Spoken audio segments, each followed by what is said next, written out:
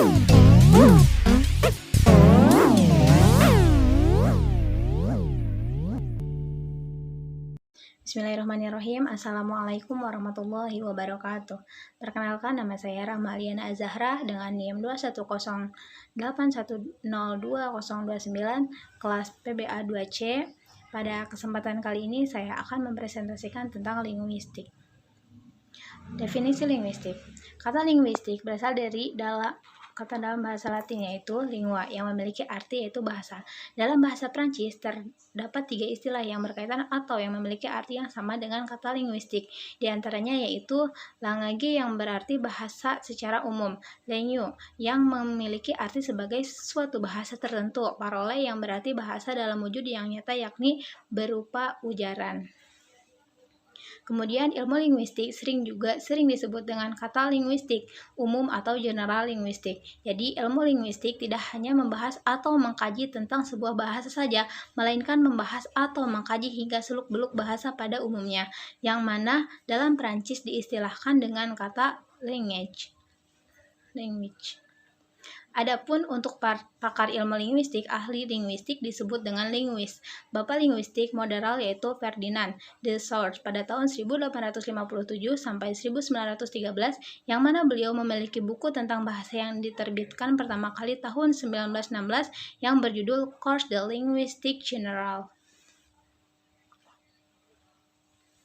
Kemudian adapun definisi linguistik yaitu dasar mempelajari keahlian dalam berbahasa. Sedangkan untuk manfaat dari linguistik itu sendiri diantaranya yaitu untuk membantu dalam melaksanakan dan menyelesaikan tugas. Hal ini sangatlah penting untuk guru khusus guru bahasa untuk dapat menerjemahkan atau mengartikan suatu bahasa ke bahasa yang lain, yang mana nantinya dapat digunakan dalam menyusun kamus. Selain itu juga bisa digunakan untuk menuntun buku pelajaran.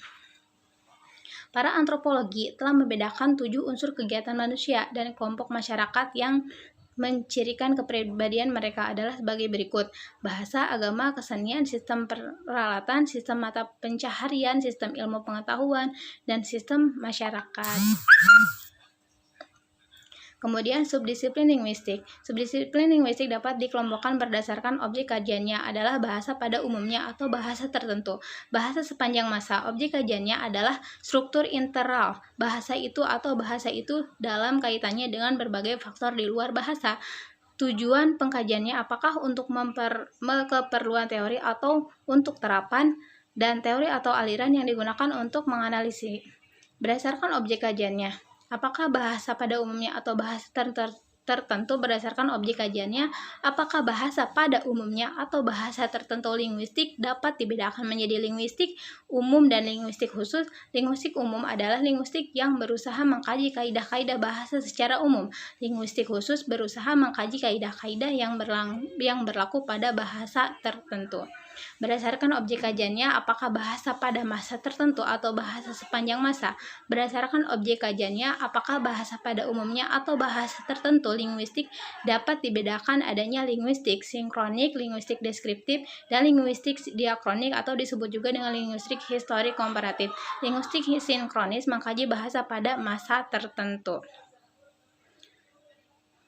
Kemudian, berdasarkan objek kajiannya, apakah bahasa pada umumnya atau bahasa tertentu linguistik dapat dibedakan menjadi linguistik mikro atau disebut juga dengan mikrolinguistik, dan linguistik makro disebut juga dengan makrolinguistik. Linguistik mikro mengarahkan kajian pada struktur interal bahasa dalam lingkungan mikro. Ada beberapa subdisiplin, yaitu fonologi, menyelidiki tentang bunyi bahasa.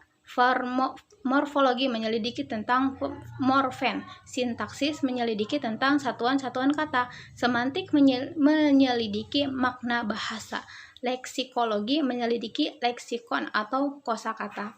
Linguistik makro menyelidiki bahasa dalam kaitan dengan faktor-faktor di luar bahasa. Subdisiplin linguistik makro antara lain sosiolinguistik, membahas bahasa dalam hubungan memakai di masyarakat.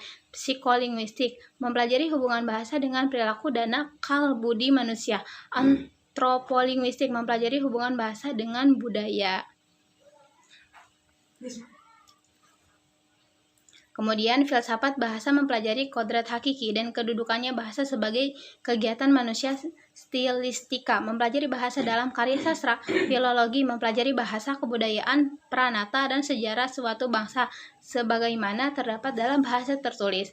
Dialektronik mempelajari batas-batas dialek dan bahasa dalam suatu wilayah berdasarkan tujuan pengkajian, apakah untuk keperluan teori atau untuk terapan. Berdasarkan objek kajiannya, apakah bahasa pada umumnya atau bahasa tertentu. Linguistik dapat dibedakan menjadi linguistik teoritis dan linguistik terapan. Linguistik teoritis berusaha mengadakan penyelidikan bahasa hanya untuk menemukan kaidah-kaidah yang berlaku dalam objek kajiannya. Itu jadi kegiatannya hanya untuk kepentingan teori belaka. Linguistik terapan berusaha mengadakan penyelidikan bahasa untuk kepentingan memecah masalah-masalah praktis yang terjadi dalam masyarakat. Misalnya untuk pengajaran bahasa, menyusun kamus, dan pemahaman karya sastra.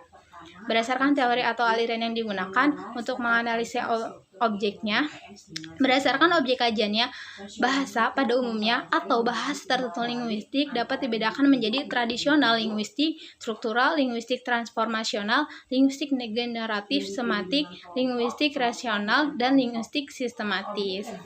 Mungkin cukup sekian yang bisa saya sampaikan. Wallahul muwaffiq ila aqwamit thoriq. Syukran. Wassalamualaikum warahmatullahi wabarakatuh.